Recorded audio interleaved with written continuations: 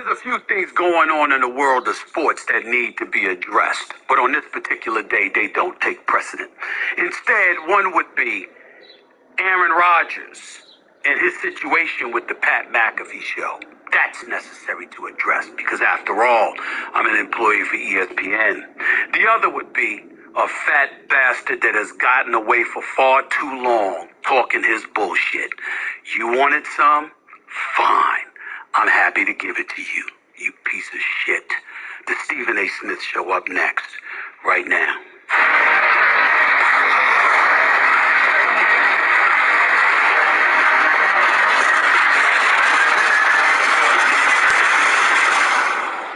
What's up, everybody?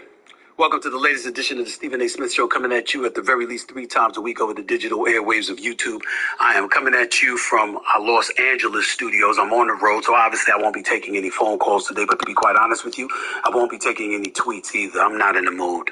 I just want to speak and I want to get out of here because I got better things to do with my time, but there's just certain things that are necessary to get into. Before I do that, let me once again thank you all for showing me the bunch of love that you're giving me. Probably by the end of this show, I'll be up to 460,000 subscribers over the first 9 months of this YouTube channel. I can't thank y'all enough for the love and support that you've been giving me. Keep it coming, and I'm going to keep on coming. A little bit later on in the show, I almost never say his name, and that is the name of Jason Whitlock. He is a guy that has a show on Blaze TV. He is the person that I directly allude to as that fat bastard. He's a no good individual. Probably the worst individual I've ever had the displeasure of ever being associated with in any capacity. And I will address him in just a few minutes. All I will say is that the things that I'm going to say, please don't hold anybody responsible for it other than me. Nobody. I even took the liberty of calling my pastor to apologize in advance for what I'm going to say about that no-good bastard. So I will address that in just a few minutes, and I'm not engaging in hyperbole. I'm not exaggerating. The pastor's name is Pastor A.R. Bernard at Christian Cultural Center. You don't believe me? Call him and ask him. I don't lie like some other people I know do. But again, I'll get into that a little bit later on in the show. Before I do that, it's necessary for me because I'm the face of ESPN, and obviously there's a lot of things that went on this week in regards to Pat McAfee and some of the news that he made with his show. And obviously Aaron Rodgers was one of those things. The other stuff that involved Pat McAfee and him calling out an executive and all of that other stuff, all I'm going to tell y'all is this. You don't have to mind your damn business, but I will mind mine. I am an employee of ESPN for my day job. I don't discuss internal matters. That is none of my business. That is above my pay grade. Pat McAfee has his show. He's responsible for everything that goes on with his show. The executives that we answer to at ESPN, they're my bosses. And I'm not going to be stupid enough, irresponsible enough, immature enough to think about that I can talk about family business. I don't do that. That's not going to happen. So don't expect me to speak on that ever. Ever. That's not how I roll. Having said all of that, Aaron Rodgers is a different matter because that's not necessarily an internal matter. That's a sports story. And Aaron Rodgers went on Pat McAfee's show a little more than a week ago and made news talking about one of our other colleagues under the Walt Disney banner, which would happen to be Jimmy Kimmel. Aaron Rodgers obviously had a few things to say about Jimmy Kimmel because he doesn't particularly like him. If you watch some of the videos where Jimmy Kimmel was making fun of Aaron Rodgers during COVID, when he was making fun of Aaron Rodgers because of some of his conspiracy theories, these are the kind of things that rubbed Aaron Rodgers the wrong way. So when Aaron Rodgers had an opportunity to take a stab or a jab at Jimmy Kimmel, what was it that he said? He said, and I'm looking for it here because I want to make sure that I find the direct quote that Aaron Rodgers said about Jimmy Kimmel, but he basically talked about, popping bottles, to be quite honest with you. He said how, everybody was looking forward to the list coming out, et cetera, et cetera. Just reading from my notes here. He doubled down once he had said what he said about Jimmy Kimmel. He said yesterday on the Pat McAfee show, I don't have any apologies, not for that guy from ABC. That's what Aaron Rodgers says. And so subsequently the news came down that Aaron Rodgers would not be on the Pat McAfee show anymore during this football season. Whether that's a permanent decision or whatever, I don't know. Don't care. I support Pat McAfee from the standpoint that I think he's an incredible talent. I like the guy personally. He's straight up. He lets you know where he stands. He's unapologetic about it. He don't give a damn who you are, black, white, male, female. He don't give a damn. He's going to let you know where he stands, and I respect that. As it pertains to specificity of everything that's transpired, that's a different subject for another day. But when Rodgers on Tuesday had shot back at Jimmy Kimmel for making fun of him all of those months, in Rodgers' opinion, he said, I think it's impressive that a man who went to Arizona State and has 10 joke writers can read off a prompter. My education at JUCO and my 3 semesters at Cal, which I'm very proud of, has worked out for me, and I'm glad to see it's worked out for him. He said, but I wish him, as in Jimmy Kimmel, the best, but I don't give a shit what he says about me as long as he understands what I actually said, and I'm not accusing him of being on the list. That was Aaron Rodgers' retort to what Jimmy Kimmel had really, really lost it over. And what Jimmy Kimmel had really lost it over was Aaron Rodgers just saying that, folks are not looking forward to that list coming out, and one of those people is Jimmy Kimmel. Epstein, I'm sorry. I got my... Thought that big ass nigga won't be on the line. Jeffrey Epstein, being on the Jeffrey Epstein list. Okay? So, that's really what it is. If you want to hear what Jimmy Kimmel had to say, just as a reminder, Aaron Rodgers has a very high opinion of himself. He genuinely thinks that because God gave him the ability to throw a football, he's smarter than everybody else. We learned during COVID somehow he knows more about science than scientists. A guy who went to community college, then got into Cal on a football scholarship and didn't graduate. Someone who never spent a minute studying the human body is an expert in the field of immunology. Aaron got 2 A's on his report card, and they were both in the word Aaron. That part was funny. I have to admit that. All I want to say is this. Take Aaron Rodgers at his word. I thought that he was despite long, lengthy ramblings on the Pat McAfee show on Tuesday, I did believe and I did appreciate the fact that he came out and said, look, I'm not calling him a pedophile. I'm not alluding to it. I was just taking a shot at a guy that's taking a shot at me. And anybody that would want to sit up there and label him such a derogatory, or that's such a derogatory label towards him, just don't do it in my name. That's nonsense. I don't want any part of that. So I do appreciate him saying that. But here's the reality of the situation. When Aaron Rodgers said what he said, it did allude to it.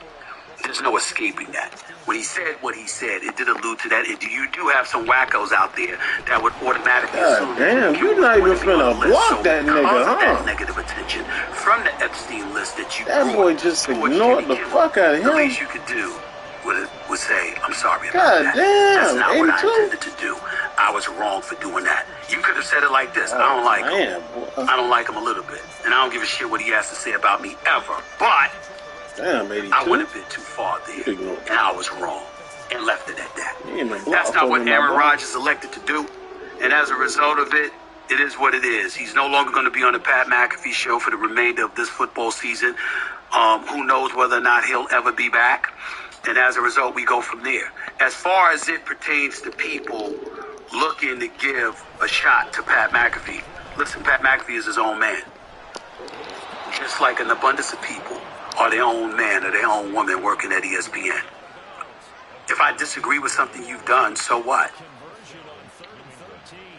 That doesn't mean I don't support you. And I got to tell you this, and I'm going to say it to everybody one last time so everybody understands this. I don't know about everybody else, but I'm very happy to have Pat McAfee at ESPN. Pat McAfee established himself with his own YouTube channel. He bet on himself years ago. He built a following amassing in excess of 2 million followers on YouTube. Okay, give why the are the brother credit safeties where credit able is to due. run through the O-line like that? And there are people that don't want him to succeed. But there's a lot of people who do. And my only words to Pat McAfee is that as long as his show is on ESPN, anytime he wants me to come on, I'm happy to come on. He's been great to me. And I think he's going to succeed. And the one thing that I do feel compelled to address is these headlines about how his numbers and his ratings don't necessarily measure up to that of First Take. Well, no one has in the mornings. We've been number one for 12 years. But I guarantee you that Pat McAfee's show is doing better than the Sports Center show. He succeeded. I guarantee you that Pat McAfee's numbers are climbing. I guarantee you that Pat McAfee's show will continue to get better and better. It's just that I intend for First Take to get better and better as well. He's not in the same time slot as me. I'm not competing with him. I want Pat McAfee to be successful. And guess what? The more successful he is, the better it is for somebody like me. Along with a plethora of other people. Because when the model is the model, when you give this, when you don't purchase the talent, you don't employ the talent, you purchase the show. That's a business model. So for people to root against that makes no sense to me. If Pat McAfee succeeds, you have any idea how many floodgates will be opened for other opportunities for other folks if Pat McAfee succeeds? What the hell are you rooting against him for? What are you rooting against him for? Now, is he in a quiet taste? Sure. Does he do things that most of us wouldn't do? Sure. But in the end, whether I agree or disagree with anything and how I feel is none of y'all damn business because that's an in-house matter, he's got my support. He's got my support from the standpoint I want his show to succeed on ESPN. It makes all of us better. And if you understand anything about business, the abundance of layoffs that took place before his arrival, those were employees. Wow. Like, they don't hit. They don't really knock down the balls. If you're losing money and you're trying to offset losses, you let folks go, you write it off, you move on to a different era. And when the person that you bring in succeeds the old, and it's their business as opposed to them as an employee, then the overhead and everything that comes with it is your responsibility, not the company's, which means their liabilities are limited. That's why they made the deal they made. Whether it works out for ESPN or not remains to be seen. But make no mistake about it. Pat McAfee is my teammate at ESPN. Just like Shannon Sharp and Club Shay Shay. He's my teammate. Just like Ryan Clark and the Pivot, my teammate. I'm rooting for everybody. You're a teammate of mine, I want you to win. I want you to win. I'm sorry things didn't work out with Aaron Rodgers, or at least that appears to be the case. I'm a huge fan of Aaron Rodgers. I don't agree with what he alluded to, whether intentional or unintentional. Aaron Rodgers alluded to Jimmy Kimmel being on the Epstein list. Period. I'm not saying it was intentional. I'm not saying it was vicious. I'm not labeling it or judging it accordingly. I'm saying what impact it had. Because of the impact, you apologize. And I personally think he apologized. Doesn't stop me from loving Aaron Rodgers. He's a bad man. Got mad love for him. Wish I could watch him on the air talking about sports, not rambling about COVID and immunization and vaccines and all of that stuff. Even though some points he was making, I heard him loud and clear, because there's a lot of people that believe, just like he believes, that our government spent a lot of time lying to us, but that's a different subject for another day. But that brother is an all-world quarterback, a future Hall of Famer, and when he wants to talk football, don't tell me we don't want to hear what he has to say. Still got love for him. Just wish he had apologized to Jimmy Kimmel. That's all I have to say about that particular subject, because I got deeper subjects on my mind right now. Could have threw it. Yeah, could have threw that right there, but where am I said that name. It's not a name I've uttered. I normally don't do that, but it's necessary to do now. I've had enough of that fat bastard. That piece of shit. And I want to make sure that before I go to break, anyone out there who watches me, anyone out there who knows me, anyone out there, no matter what you think of me, I want you to remember, I never talk about him. I never talk about my colleagues. I don't do that. This is a first. But it's necessary. And when I say don't talk about them, I don't mean don't talk about them literally. I don't get in on them like I'm about to do now. I literally called my pastor and asked for his forgiveness and understanding in advance because he's not going to recognize the person he's about to hear. I did the same when I emailed the bosses at ESPN. This is my podcast. I own and operate this. I do what I want on this podcast. But it doesn't mean that I still don't harbor a responsibility to at least give my daytime employers a heads up as to what I'm about to do. My sisters, my nieces and nephews, my boys in the industry, everybody that I could reach out to in time has been Why does he get beat like that, man? It's time for me to address this. I'm only going to do it once. You gotta hate that wheel route. That wheel route kills everybody. It kills linebackers, DBs, safeties, cornerbacks. He wanted my attention. He's got it. The Stephen A. Smith Show. Up next. Don't touch that dial. We'll get rid of it. We'll do deal that with the Seahawks. fat bastard. Playing great right defense, now. man. Playing great defense across the board and shit. But I keep getting fucking killed. The only difference was with the real route with that one. With that time, with the Seahawks user. He was beating Cal Duggan.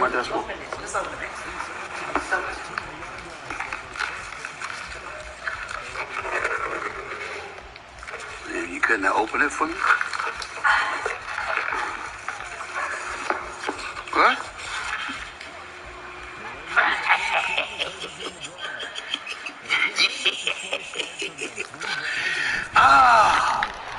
My new book on paperback.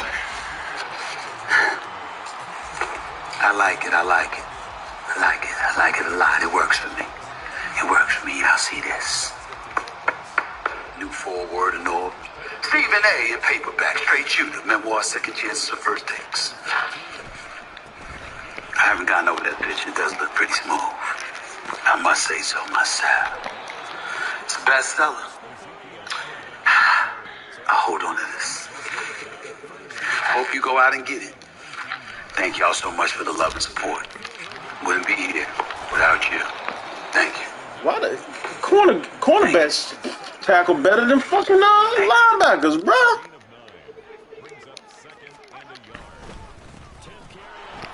Welcome back to the Stephen A. Smith Show, right here over the digital airwaves of YouTube. By the way, that quote from Aaron Rodgers about Jimmy Kimmel, which initially sparked this whole brouhaha, was, quote, there's a lot of people, including Jimmy Kimmel, that are really hoping that list doesn't come out. That's what he had said. Couldn't find it for some reason. I apologize. Let me get back to the subject at hand. Ladies and gentlemen, Cornerbacks tackle better than motherfucking linebackers, bro. as a black man sitting in this seat,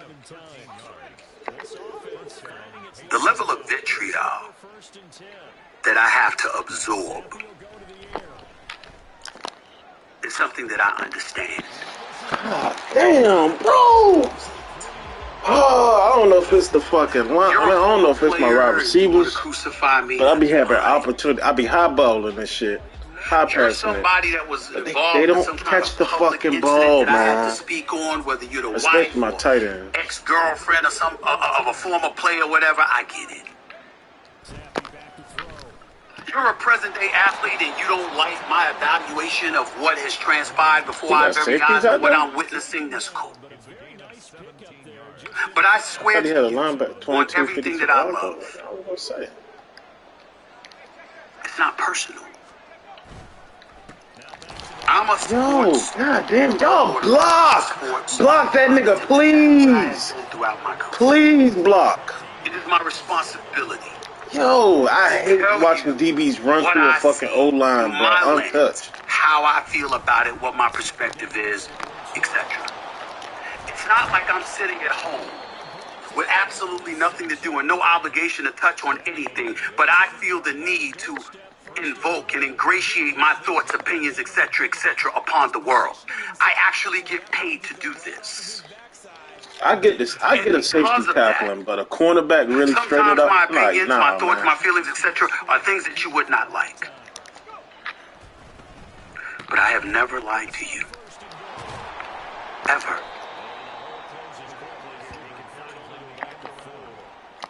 If I wrote a story or I wrote an article, it's based on the things that I've been told, what I've seen, and what I feel. It is rare that I talk about myself on a personal level because my personal life is not anybody's business and I don't get into other people's personal life. It's not something that I do. Many figures in the world of sports find themselves in personal situations, not lawlessness, not unlawful things or anything like that, but oh God, come on, bro. He's not even Michael a nigga. Cherry, Juvie, where I've seen certain things and I turned the blind eye. This shit is hard. Madden shit is hard because the animations be fucking shit up. And I leave it alone. Where we at? And one of the other things that I never do, I never attack my colleagues. I might disagree with something somebody says or does, and I might have an obligation to speak on it because it's in the news or whatever, but I don't speak against my colleagues. Once humanity comes into play, that's a given. Here's the other. That's not real work. If Madden like really made niggas, if Madden really made niggas pay for putting safeties in the box, it'd be crazy, bro. That ain't work. It would be crazy. That's you finding some slick way to it's like corners get the same love that linebackers do, and that sucks. That's Jason Whitlock. Because then, if the linebacker's slow, they can't make the tackle. They can't catch up. Now I have sat back. That's for years. That's what Joe be doing. At least 9 to 10 years. Saying absolutely nothing about this man. I never uttered the words fat bastard out of my mouth until a few months ago. So that means that the previous 9 years you never heard me speak on him at all. Like other 31 cents. But now it's necessary. Because of how much we relied on Will Route. If you listen to the fat bastard, I didn't play high school ball.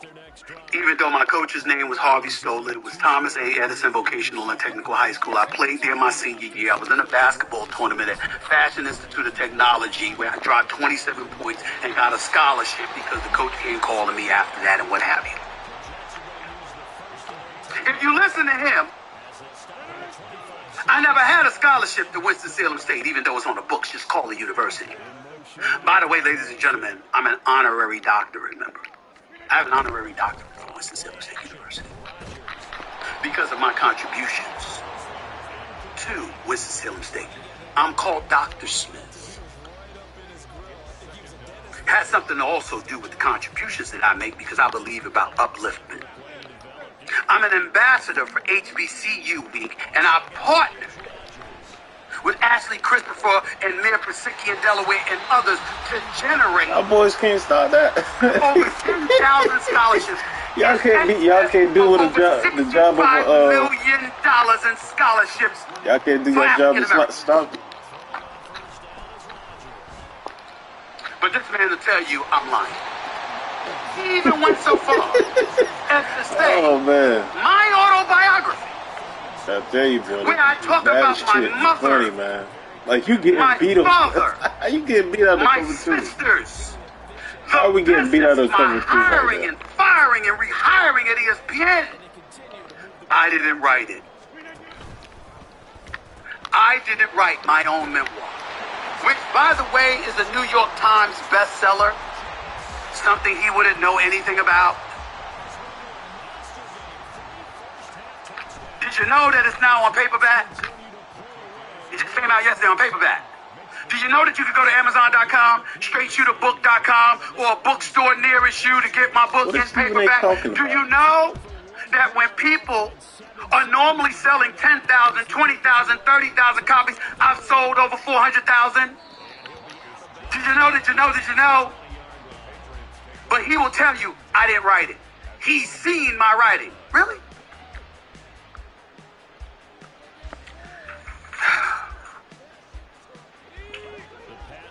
This article is an article written on Deadspin.com. The title, How Jason Whitlock is Poisoning ESPN's Black Grant Land. Because remember, Bill Simmons, who's now at Spotify doing a great job, obviously had Grantland at ESPN, and upon his departure, Jason Whitlock was supposed to take up the mantle and create a black website, folks. This article was written by a Greg Howard, published on April 27, 2015. The same Jason Whitlock that said he's seen my writing, the same Jason Whitlock that implied that I couldn't write, the same Jason Whitlock that said that I'm lying. What does this man do? Why would I call up this article? There's a plethora of reasons why I would do so, ladies and gentlemen.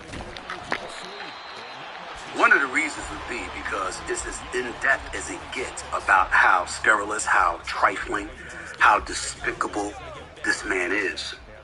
But there's also another reason that I'd pick up this article. Let me read the graph to you that it says. Keep in mind, Stephen A. can't write.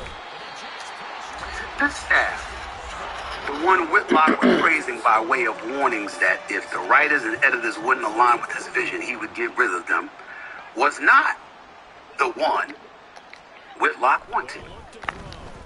The Undefeated, because that was the name of the title before it ultimately became Andscape. The Undefeated was originally meant to attract the best and brightest young black talent in the country, with Whitlock's aim set so high that he at one point seriously tried to recruit the Atlantic's Ta-Nehisi Coates, the sharpest cultural commentator in the business today.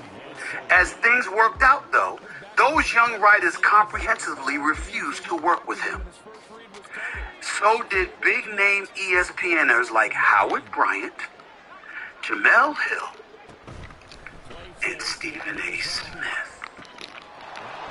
I couldn't write, huh? While you were on Blaze TV, spewing that bullshit to people. Did you tell them that? Did you tell them how you stood outside of Damn, y'all boys, come on, man. Did you tell them that once the same article in Deadspin came out, weeks later you wrote a lengthy apology to me in an email, begging me to forgive you, pointing out how you were betrayed by this particular writer, so you know how I must feel that you betrayed me? Did you tell the folks that, you bitch? Oh, wow. Did you tell them? You fat piece of shit. Did you tell them that? Got the names. We got Jemele Hill. We got Howard Bryant. You want me to bring up the other writers that wouldn't work for you? Why it took you nearly 2 years to get an article out? Because you ran that shit so bad you were running it into the ground? What a disgrace you were to John Skipper, the former boss of ESPN? Or the host of others? He's spamming this one. You want me to talk about that? Particular play like I can't. Because I got receipts. I got the email. This is working. Want me to talk about that? Now, Ain't just knock for it. everybody that wants to understand, how could this possibly be? Because once upon a time, I actually tried to speak up for this damn cretin. I knew he was a piece of shit. But I said, look, maybe he's misunderstood. Why would I do that, ladies and gentlemen? Because sometimes as black folks, we get in our own way. We think that all of us must be of one monolithic thinking, that we need to be completely and totally aligned. And any deviation from that, everything that could go wrong goes wrong, man. How is he blocking if he? How is he catches the pick if he's supposed to be getting blocked, bro? They can't possibly be on the same Oh man, bro. I'm telling you, man, this should be a little tricky, man. If you know how to base the line, flip a play, do this, do that. Try to understand. When we talk about stuff, I don't need no players, bro. I don't need no players. Like New England too problematic for me to be up here trying to get one guy and make shit happen.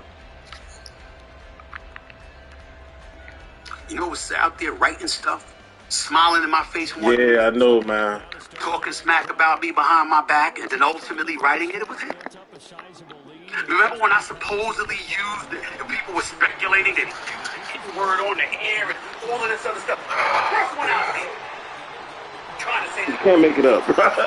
You can't make it up, man. All he does is run backwards. Like, that's not working in the NFL, man. That's the shit I be like tripping about. When I was talking to my fellas, or I was talking to other folks who happen to be black, I am not a proponent of using that word often, nor am I advocating that word be used now. I'm just acknowledging. And right there, all I did was, I think I baselined or something like that. But like, it's tricky the shit that you gotta do to make shit happen. Black people communicate how we want to communicate with each other. I love John Wooten, who's been associated with the Prince Alliance. The Prince Alliance, the Fritz Alliance. I'm sorry, Fritz Pollard Alliance. Come on, bro. That was good. To the NFL, but when we would get into it in the but they be getting beat off so simple routes, man. Damn. Of the N-word, because I support that. They be getting beat off so simple ass routes, bro. You shouldn't be encouraging niggas can't sit in zone, because if I sit in zone, the pass rush ain't getting enough. Us for using it amongst ourselves. How can a race of people who actually made the word iniquitous be in a position to punish us for using the word with one another? I had a problem with that. And I stand by that. But I digress. My point is, in bringing up all of that, Jason Whitlock pounced on it. Because that's what he does. You see, what he does is he's the one that puts himself in front of white folks. The white folks. Not all white folks. Not most white folks. But the white folks that dare we say may have a problem with black folks. He says, I'm your man. That's what he does. You think I'm lying? Ask ESPN. Ask Fox. Ask the Kansas City Star. Ask them all. Oh man, y'all, I'm good.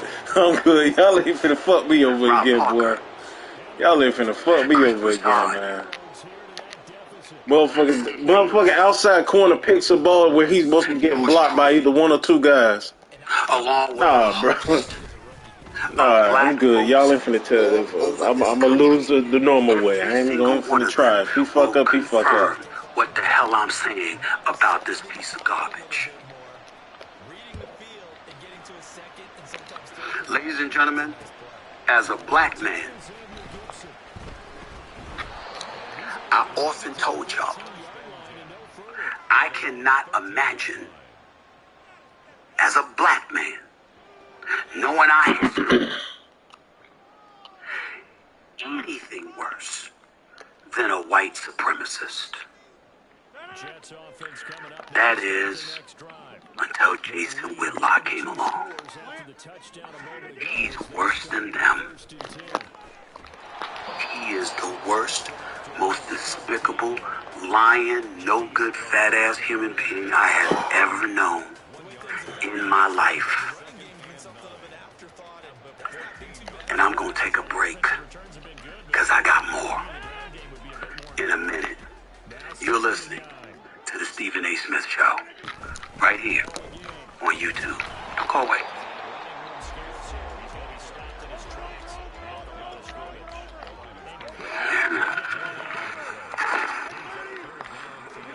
What's that? Why you putting the box on my desk? Hey, boy, I was gonna say, boy, come down. I was just gonna say, come down, safety. Man, you couldn't have opened it for you? What? But y'all see how the safety like had to hit him. Like they should be doing that on the regular because that's what a safety does. My new book on paperback. I like it. I like it. I like it. I like it a lot. It works for me. It works I hope for me. I don't lose no players during this game. New forward and all. Stephen A. in paperback, straight shooter, memoir, second chances and first takes. I haven't gotten over that pitch. It does look pretty smooth. I must say so myself. It's a bestseller. I'll hold on to this. Hope you go out and get it. Thank y'all so much for the love and support. Wouldn't be here without you. Thank you. Thank you. Thank you.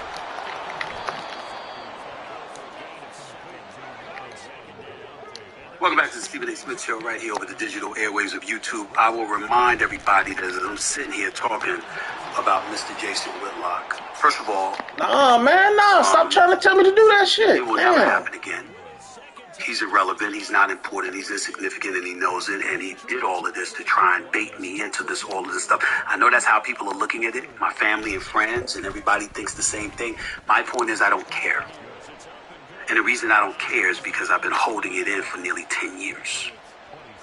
And so there comes a point in time where, at the very least... Stephen A. is so hypocritical because he was up there talking about... Well, he wasn't criticizing Cat Williams or Stephen A. Smith. I mean, not Stephen A. Shannon Sharpe. But he did say that Shannon Sharpe has to remember he has a platform. He has a voice. Like, dude, you're doing exactly what Cat Williams was doing, and now whoever sponsors your show is allowing you to do what you was knocking Shannon Sharpe for doing. And to really elaborate. Sometimes you gotta get that shit off your chest, man. Us. Ladies and gentlemen, John Skipper, the former boss for ESPN, wanted to start this website. And if you remember, when the Undefeated first came into existence, it was labeled the premier platform for intelligent analysis and celebration of black culture and the African American struggle for equality. That's what it was labeled as. Now that I read you that quote, let me give you a quote that this guy, Greg Howard, has a recording of Jason Whitlock saying to his staff at that time.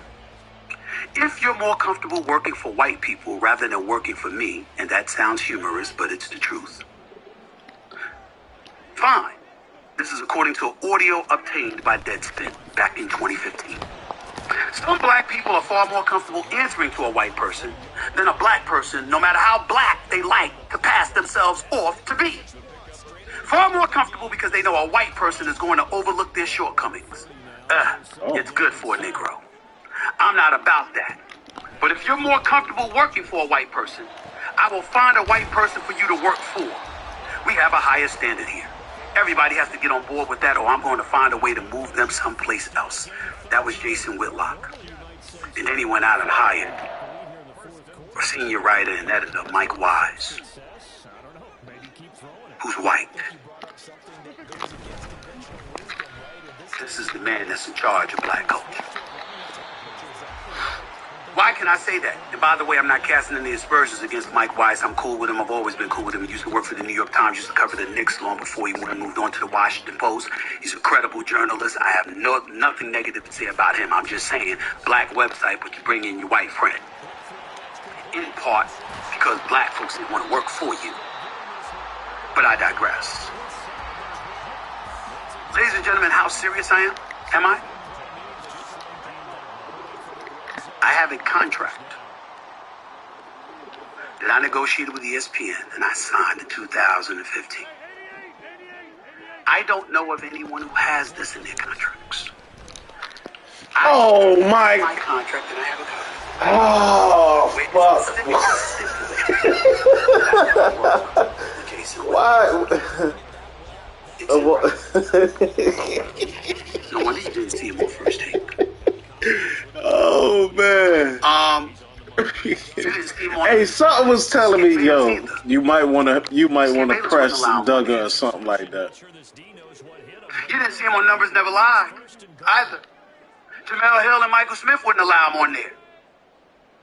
Christopher Broussard for Fox Sports and Fox Sports Radio.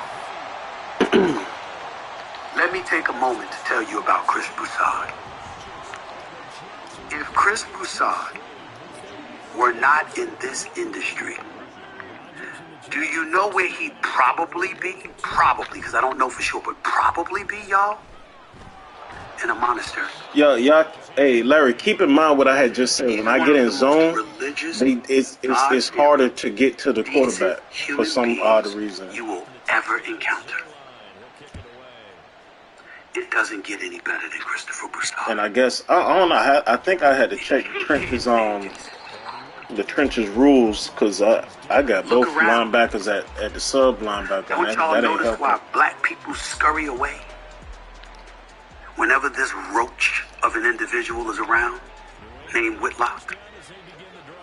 Because we know what he is. We know what he is. Blaze TV. You may not know. Glenn Beck, Dave Rubin, the great one himself, Mark Levin.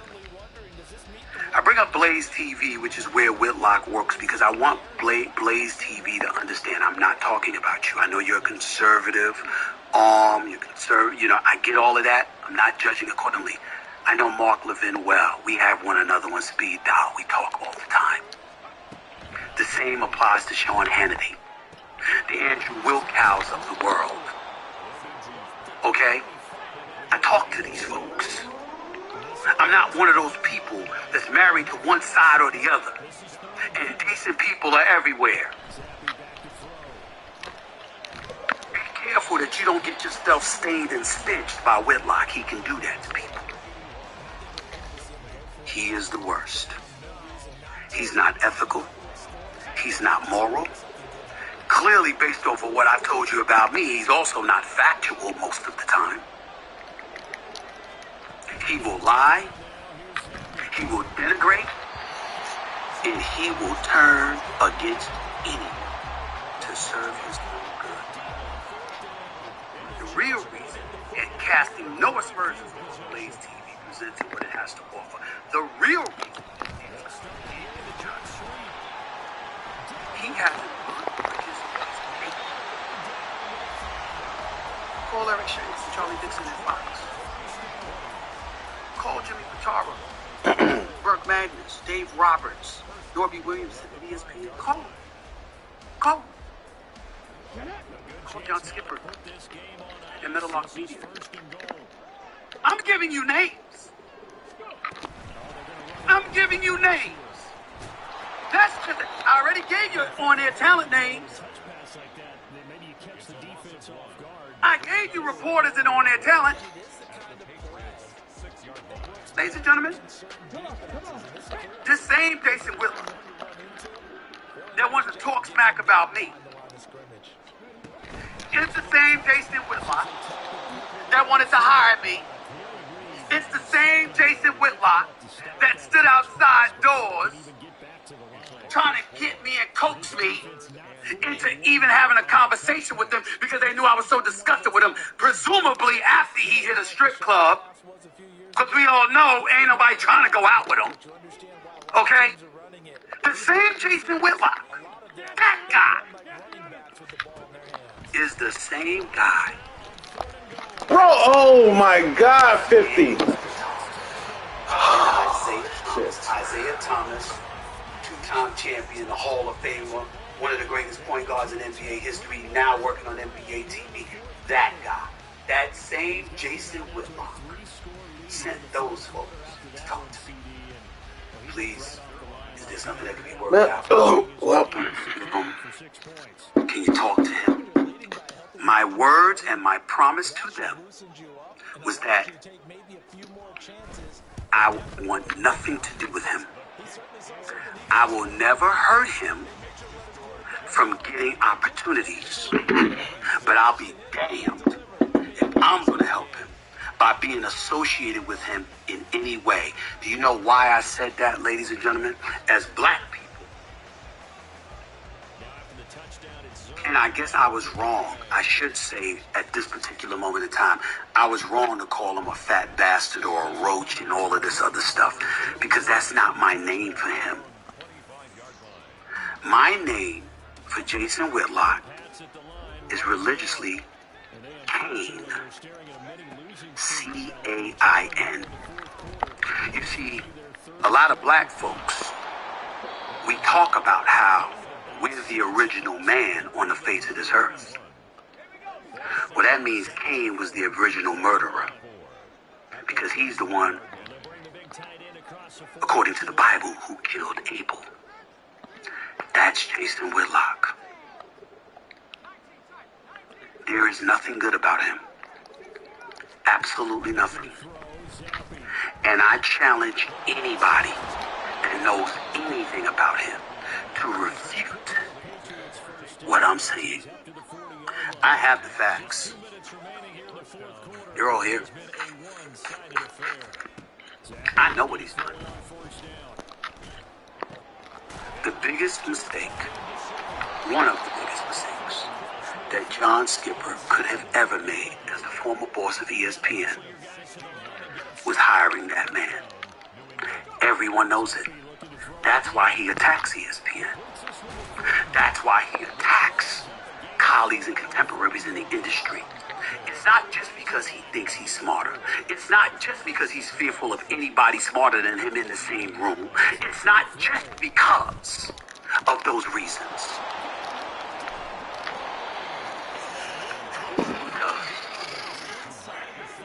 He truly despises us all. It's who he is.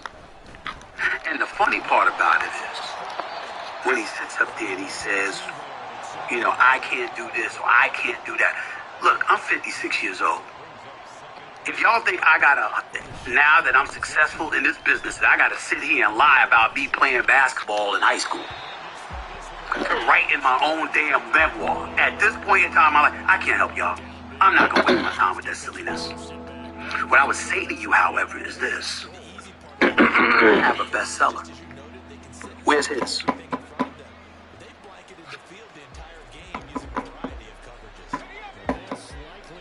I got let go by ESPN and they brought me back. They won't let him in with the city limits. I'm telling you what I know. How the Fox thing work out? When he was on the air arguing with Christopher Broussard or arguing with Marcellus Wiley. What happened to him? He wants to talk about me, that's fine. Ladies and gentlemen, he'd give anything to have my job. He'd give anything to have my resume. He ain't on ESPN. I got the #1 show. Where his show do? How his show do? You ever see? You ever see this despicable dude on television? I'm not even getting into how difficult he is to look at. I'm saying, have you ever listened to him? Who wants him? I don't speak like this, ladies and gentlemen, but what else? What other explanation is there other than this evil, vile tendencies that you want to be me? You wish you were in this position, didn't you? Don't you? You wish you had the #1 show for 12 years, don't you? You wish you could do that, don't you? You wish you could be on national television every day, don't you? It ain't bragging. I work for it. Everybody else works for it. The only person people out here trying to hurt people is you. You have literally made a career of talking about people in the industry who do what you do. In other words, you want to do it better. Then why don't you have a job outside of Blaze TV? Why are you at Blaze TV? Not to not Blaze TV. But we know that's not where you want it to be. You want to be at ESPN. You want to be running a black website. You want to go to Fox. You want to be on television. You want to do all of these things. Jason Whitlock, what's up? Are you watching the show? I mean, it ain't Club Shay Shay where you break the internet with the Cat Williams interview, but I do pick up at least 1,500 subscribers per day. I am at over 460,000. I just started 9 months ago with my team.